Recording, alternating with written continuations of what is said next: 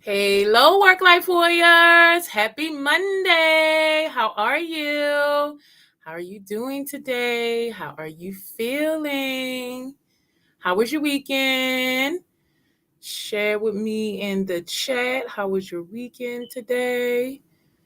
Let's see. What'd you do this weekend for fun? How did you play?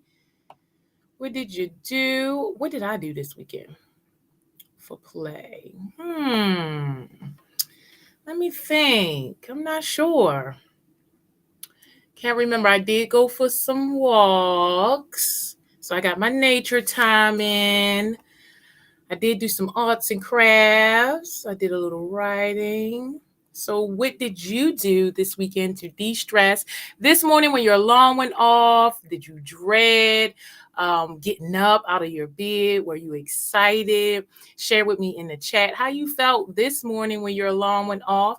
If your alarm went off and you dreaded it this morning, it probably means that you are not de-stressing. You're not playing as hard as you work. You're not going out of your way to manage your stress, or it could mean that you are not with the right company or in the right position. And it means that you need to start making some changes in your life. You deserve to be happy.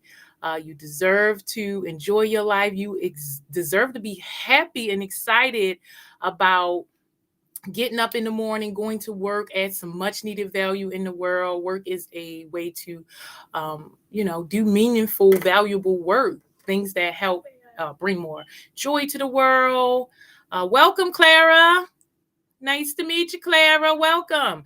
It helps you bring your best self to the world and make sure that you are showing up for your family, your friends, your community, your workplace. Work can really be an extension of our play, depending on what we're doing. If we enjoy the work that we're doing, if we're doing purposeful work, we enjoy our coworkers, and it is an opportunity.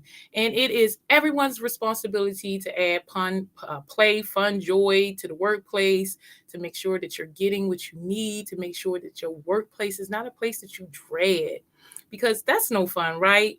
Who wants to go to work 5 days a week, sometimes more, 40 hours a week, sometimes more, and you hate it, right? That's no fun. So, how do you plan to add fun, play, joy, laughter into your work experience, into your work environment? How do you plan on making work an extension of play?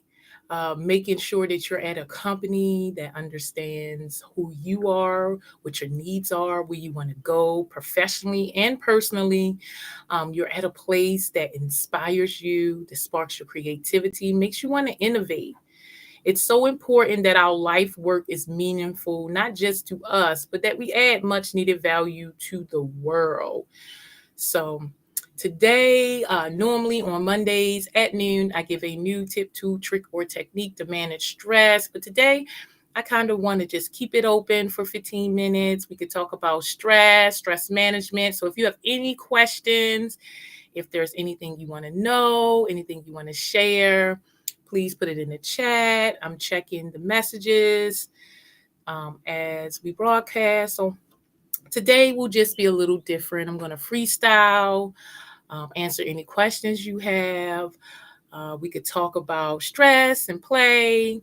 So just go ahead and add your comments. In the meantime, I'll just keep talking about why playing is so important and why you should incorporate play throughout your day. You should incorporate play into your life, your work, your family, your community, the things that you hate to do, and particularly the things that you hate to do. If you dread, for instance, you may dread working out. It's probably because you're not picking the best workout for you. There's so many different workouts out there. You may not be a gym workout type of person. You may be a trail workout person. You may be a group workout person. You may work out better at your house. And also maybe the type of working out you're doing. Maybe you're not a cardio person and you don't want to spend a large portion of your time doing cardios. Maybe you're more of a stretch person, a weight person. You want to do some classes. You want to get outside and play. There's playful ways to get your physical activity like kickball, basketball. Maybe you want to try some of those things. They also have dance classes. So maybe you want to get your workout on in a dance class. Maybe you want to take a tap class, a jazz class, uh, hip hop class. That's okay. You just have to find out how can you bring fun, play, joy into what it is that you dread so that you want to do it. And so it's not something that you're forcing yourself to do, which requires a lot of energy and time to force yourself to do something that you necessarily don't want to do. So how can you make the things that you hate or that you dread or you just don't want to do, how can you make it playful? How can you make it fun? How can you incorporate play, fun, laughter into those things so that it doesn't decrease your mood or change your mood? If you're in a good mood and then now you have to do something that you don't like or you dread, it changes your mood, and you don't want your mood throughout the day to go up and down based on what is expected or required of you, right? So how can you make it so whatever challenge that you face, whatever stressor that you face, that you can enjoy yourself while doing it? It may not be something that you will ideally choose, but you have to do it. So how can you make it fun? How can you make it playful? How can you make it something that at least take the edge off, that you don't mind doing it? How can you bring it from dread to, okay, I don't mind? It's not ideal, but I don't mind. And it's very beneficial if we can find a way to do that in every aspect of our lives. There are some things that it's just so hard to deal with, but if you can find a way to make it playful or fun or joyous, it will be easier to, accomplish. So again, diets are not fun per se. But say like you want to diet, you want to increase your energy. How can you make eating healthy playful? How can you make it joyous? How can you make it feel less like a chore and more like something that you want to do? I do cleanses a couple of times a year, and it is so hard just to eat raw for 3 weeks.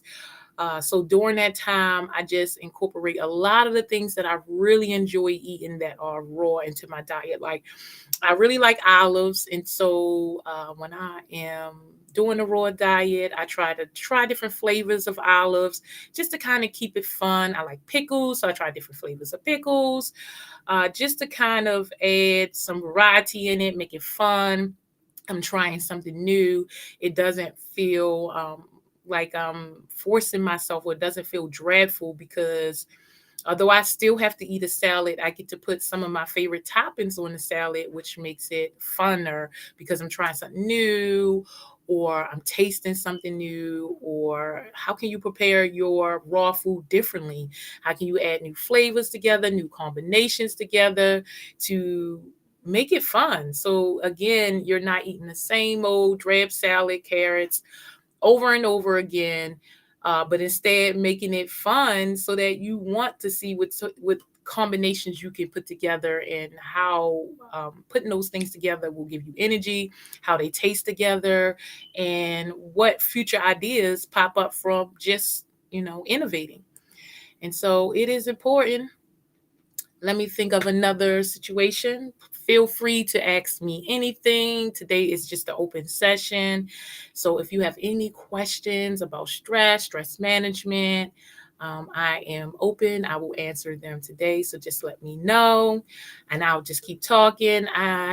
It's been 9 minutes, so I like to keep this within 15 minutes. So we have about 6 more minutes.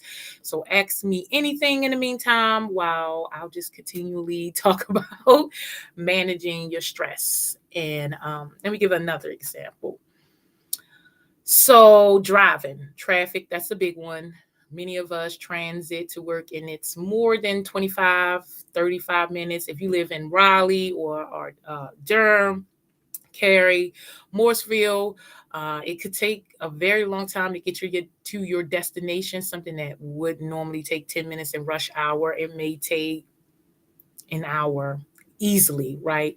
So if you're stuck in traffic, I think most people hate traffic. It's safe to say. I doubt that there'll be people who would say that they love traffic, but If you're stuck in traffic, what can you do instead of stressing out, being frustrated, angry of what's happening around you? What can you do to add fun, play, laughter, joy into that moment to decrease your stress, to make sure that things are going in your favor so that you don't get home or get to your next destination and feel less energy or feel burnt out because traffic just literally burns you out and you don't have anything left.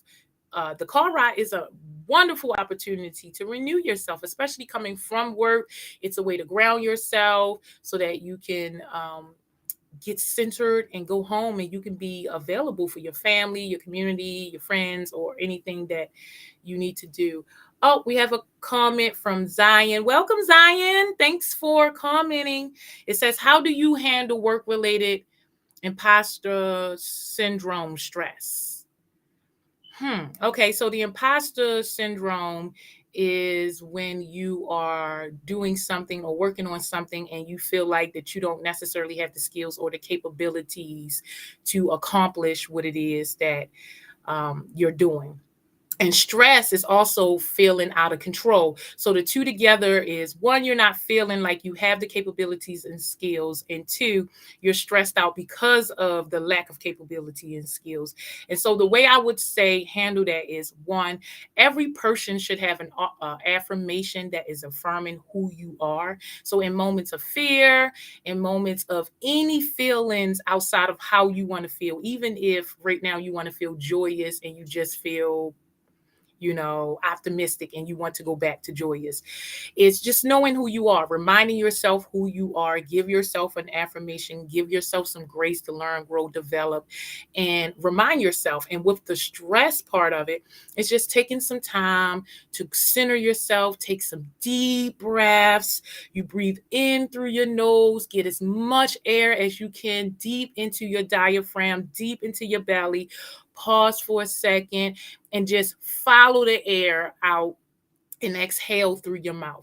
Do a couple of breathing sessions of those, maybe about 5 of those, while reminding yourself who you are, and the stress will go away and your imposter syndrome will decrease. Now, all of this comes from a lack of information, a lack of not knowing. Stress comes from not having the resources or the knowledge available to not be stressed out. And imposter syndrome is you feel like that you lack the skills and capability to be where you are now. And so a lot of our days should be spent acquiring the information that can help you feel capable, help you feel ready, help you be prepared for anything that is coming in your life.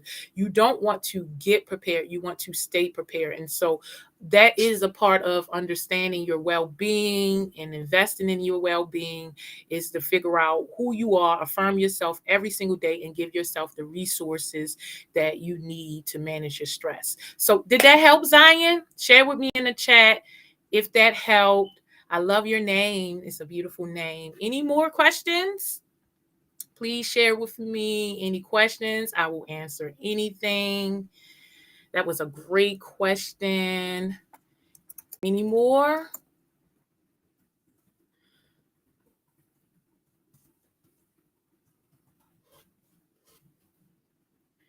So I have okay, Zion, in my first career related position since graduating from college, and I'm often doubting myself and my worth to the team I am a part of, especially consider they are all older and have been in the position for a while. I would definitely incorporate your tips into my daily routine. Well, listen, Zion, the good thing about it is when people are in a work environment, they do create a rapport that you feel like you're not necessarily a part of, but it also creates blinders. So because you are the new fresh meat, you see things differently than them. You have fresh new insight. You bring what they don't have. And so instead of it being a comparison between, oh, they've been here longer, they're older than me, they have so much more to offer, think about what you bring. Organizations and businesses do not stay afloat because of what is considered the people, the know-how people, or what I like to call the dinosaurs, the people who have been around from the beginning. They stay relevant and fresh and new because of the new people who come in with new, fresh ideas, new ways of seeing things. So, Zion, you are really in a great predicament right now to understand what your strengths are and serve them back to the company, and package them in a way that it is beneficial for from whatever it is that you believe. It's beneficial that you bring a fresh new perspective, and that eventually you will be the person who's been in the work environment for a long time. But while you're learning, while you're developing and incorporating all of your personal and professional development, you offer something very unique that I think that you are undervaluing. You are underestimating what you bring to the table, and that's a part of feeling the imposter syndrome or the stress, because you're not even sure of your abilities that you have, that you possess, that can add value to the workplace. So I would say, Zion, get a piece of paper, write down your strengths, write down all of the things that that they don't know, because they are older, they're not in the culture, they don't understand the new and upcoming things. So you have a great opportunity. Don't second guess yourself. You are more than enough. You got the job. You interviewed with many other people. They chose you. So you got it, Zion. Don't worry. Yes, you can DM me. I can't say that I am good with DMs. I'm not necessarily even sure. You can message me or email me. I will answer your questions if you email me or message me. Definitely anytime. Any stress related questions, I am here to help. Oh, no, thank you, Zion. You are amazing. You have so much to offer. I remember going into the workplace feeling the same exact way, but I realized that I had a unique perspective, and all young people, they are our future. And so they're bringing so much wisdom of what's going on now that many of us are not necessarily connected to. Thank you, Sierra. Any more questions? I will stay around and stick around to answer questions as long as you need. Just keep them coming and I will answer them. Let me think. In the meantime, we could talk more about stress at work. So, Zion and Sierra, how did you feel this morning when your alarm went off? Were you happy? Did you feel a sense of dread? How did you feel this morning when your alarm went off? My alarm went off. I was excited. I hopped out of the bed. I had the opportunity to get up and pray and meditate this morning. So I was very excited to get up, even though I was a little sleepy, had to take a nap after. I woke up excited. How did you feel this morning when you woke up? It's our responsibility to manage how we feel, to manage how we show up. And so if you're waking up in the morning, you're not happy, you're not feeling good, then it is a marker. It is an indicator that we should be doing something differently, right? So even if that means a nighttime routine or a morning routine, we have to do our part to increase the overall quality of our lives. No one will do it for us. It's up to us. We will only benefit from it. So no one else, of course, will decrease your stress. It's your responsibility. No one will add play into your life. It is your responsibility to do so. And you want to do so, because what type of life is it where you just work, and work? Right? You're just existing. You don't deserve to just exist. You were born to live, to enjoy this experience. And so it's in our best interest to do whatever it takes, to play, to laugh, to create, to do whatever we need to do so that we're experiencing joy. Okay, I was nervous because I had my first official meeting. Congratulations, Chief Marketing Director of Boys and Girls. Oh, Zion. I had no idea what I was going to talk about, but I bet you did it, didn't you? I bet you did. Oh, but it went so well. So that was great. Yes, because you offer so much more than you think you do. We all do. We are so hard on ourselves. We think that most people are harder on us than we are ourselves, but we're not. When you think about the things that you say to other people, if you're honest, be honest, you say to yourself much worse, right? Right? Like you may say nasty things about other people, but what you say to yourself is way worse, right? I know that I could be hard on people when people make a mistake, but that means that I'm harder on myself. We all have our own expectations. We talk to ourselves in unkind ways. We don't show ourselves grace. We don't extend just love and appreciation and all of the good and juicy things that we give to our friends, family, and those that we love. We do not give to ourselves. So we undervalue ourselves. We under um, just underperform. We under just in general, we do not think of ourselves the way that the people who love us think about us, right? And so I say it's everyone's responsibility to see yourself the way the person who loves you the most see you. So most of us, in my opinion, it's our moms who love us more than anything, just because they had to carry us. And even though we grow and progress and move out the house, mom still has the most amount of love for you. And so see yourself the way your mom sees you. Sometimes it may not be mom, it may be dad, it may be your husband, your children, your best friend. Can you imagine seeing yourself the way that the people who love you the most see you? That's how we should maneuver in the world. That's how we should approach each challenge. That's how we should wake up in the morning, giving ourselves the love and grace that we extend to other people so that we can make mistakes and still feel self-love, self-acceptance, self-worth, self-value, all of those things. So yes, I know we're always hard on ourselves. We always, you know, tend to plan for the worst and think that things will go left, and they work out much better than we give ourselves credit for. So let that be a lesson. Let it be a lesson that you got it going on. We got it going on, and we should really lean into that. We should really make that like our foundation and our saving grace, and lean into all of the things that make you awesome and bring your awesome self every single day. Do you have any more questions? Where are you located? Sierra? Zion, where you're located? Are you in Raleigh? I'm in Raleigh, North Carolina. It is a beautiful day outside. So after I wrap things up here, I'm probably going to go outside, ride my bike a little bit.